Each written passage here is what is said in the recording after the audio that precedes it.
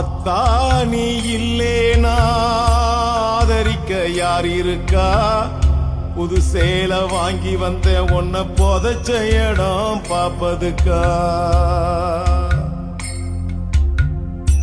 எத்தனை பிறவியோ இனி உன் முகத்தில் நாம் ஒழிக்க, எங்க போய் தேடுவேன் அம்மா பட்ட கடனை நான் அடைக்க?